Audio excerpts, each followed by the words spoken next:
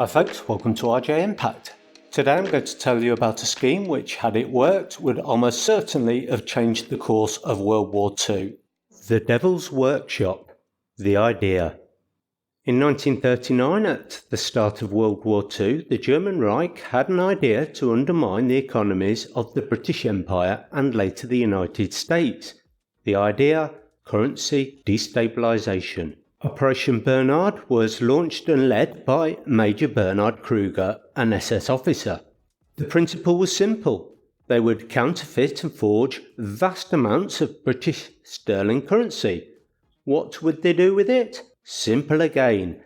They would fly all over the British Isles and other countries using sterling and dump vast quantities into populated areas, or by any means they can get the forged currency into circulation. The value of sterling would become vastly devalued, causing an economic crisis that would wreck the British economy and war effort. Holocaust scholar Rabbi Marvin here said, had this counterfeiting operation been fully organised in 1939 and early 1940, the results of World War II may have been quite different. The currency. The designs used on British paper currency had scarcely changed since 1855 and were made from white rag paper with black printing on one side and showed an engraving of Britannia in the top left-hand corner.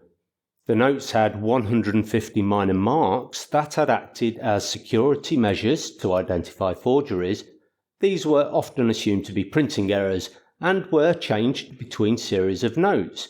Each note had an alphanumeric serial designation, and all serial numbers were recorded in ledgers by the Bank of England, and these numbers were checked when the notes circulated back through the bank. The plan itself had blessings from the German High Command, but there was one who objected. This was Walter Funk, the Reich Minister for Economic Affairs, who said it would breach international law. The idea of using Jewish prisoners to do the work, sparing their lives to do so, but having moral concerns over international economic law is an irony so deep it defies all attempts to make any further comment. Anyway, it was Adolf Hitler, the German Chancellor, who gave the command for the operation to proceed. Presumably he didn't have the same qualms about morals. Execution. The operation began in earnest in 1942 and was conducted at Sachsenhausen concentration camp. The Nazis selected 140 Jewish prisoners with the right skills, including printing, binding, photography, engraving, and forgery, to carry out the counterfeiting. These prisoners were held in a special unit called Operation Bernhard. Prisoners were forced to produce high-quality counterfeit British £5 notes, and in return, these prisoners, in addition to having their lives spared, had better food and other privileges. Techniques. The counterfeiting process involved intricate methods to replicate the appearance, feel and security features of genuine British banknotes. One difficulty occurred when they tried to replicate the paper itself. They had to use rag paper, and the first sheets were too white and pristine. The Germans, or more likely prisoners, realised that they'd used new rags. Further batches were created with used rags, which were much better but still didn't look quite right in ultraviolet light. Eventually, the chemical composition of the water used in the making of the paper, along with the ink used, was replicated, and this created nearly identical facsimiles. The engraved plates were being made at the same time. The German engravers struggled to reproduce the vignette of Britannia, which they nicknamed Bloody Britannia because it was so difficult, but after 7 months, The forgers finished what they thought was a perfect copy. The eyes, however, were still not considered quite perfect. Printing began in earnest. In December 1942, 12,000 sheets of banknote paper a month began to arrive, just enough for 4 notes to be printed on each sheet. It was slow progress to get production to its maximum, but steady improvements were made.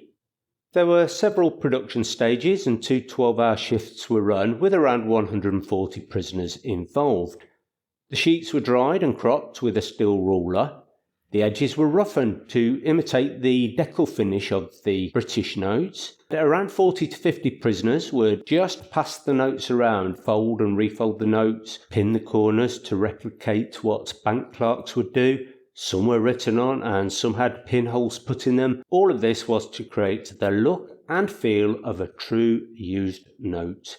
All the notes were then sorted. 4 grades of note quality were introduced. Grade 1 was the highest, and that was to be used in neutral countries and by Nazi spies.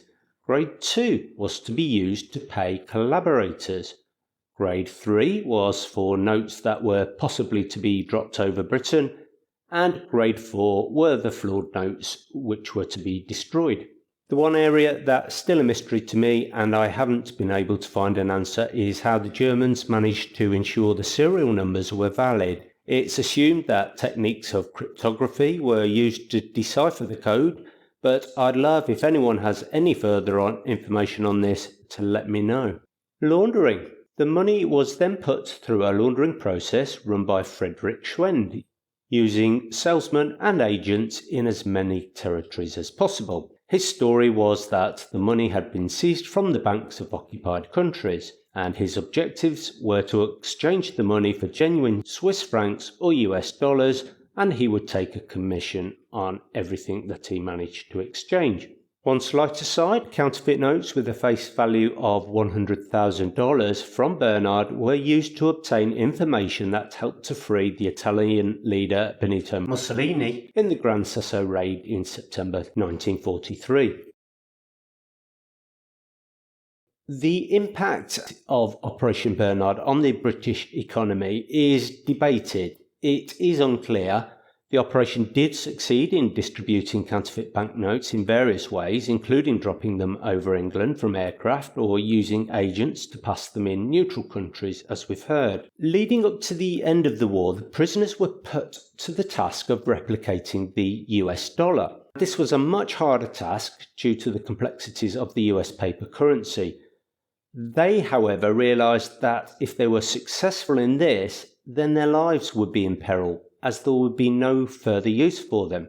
So they essentially went on a go-slow and subtly sabotaged their own efforts to forge the currency.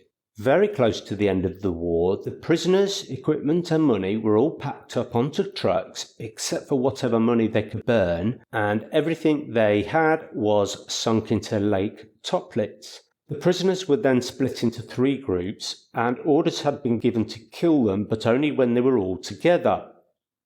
2 groups got to the Ebensee concentration camp, and before the 3rd group could arrive, which would spell their doom, the SS officers fled and released the prisoners into the general population. The same then happened with the 3rd group, and the Americans arrived the next day and liberated the camp. I have seen many estimates of the amount of money that was printed during Operation Bernhard. Maximum seems to be between 300 and 400 million, and a minimum between 100 and 200 million. The Bank of England estimated that around 20 million were in general circulation at the end of the war. As the war came to an end, and in the clear-up afterwards, the Allies discovered evidence of Operation Bernhard, including counterfeit banknotes and equipment at various locations in Germany. The operation stands as a testament to the lengths at which the Nazis went to undermine their enemies' economies and demonstrates the importance of currency security measures. Kruger was not charged after the war. Forging is not a war crime. Schwend amassed a fortune from his role in laundering the forgeries. The Bank of England recalled all £5 notes and issued new ones. Blake Toplitz continues to attract attention to this day from treasure seekers looking for loot, not just the forged currencies, but loot generally that the Nazis allegedly sank there as the war came to an end. From a declassified US intelligence document relating to Bernhard, I'll leave you with notes of a meeting that a US Captain McNally had with a Bank of England official when he presented boxes of forgeries collected in the aftermath of VE Day. This brings home to me just how devastating Operation Bernhard could have been. And thanks for staying with me till the end. If you would hit that subscribe button, I'll be immensely grateful. Bye for now. At a meeting with British officials in Frankfurt in early June 1945, McNally met P.J. Reeves, the manager of the St. Luke's Printing Works in London, the British equivalent to the US Bureau of Printing and Engraving. Reeves was visibly perturbed when he saw the amount of British currency that McNally had recovered in Austria. He began going from box to box, rifling the notes through his fingers. Finally, he stopped and stared silently into space. Then, for several seconds, McNally later recalled, he cursed, slowly and methodically in a cultured English voice, but with vehemence. "Sorry," he said at last. "But the people who made this stuff have cost us so much.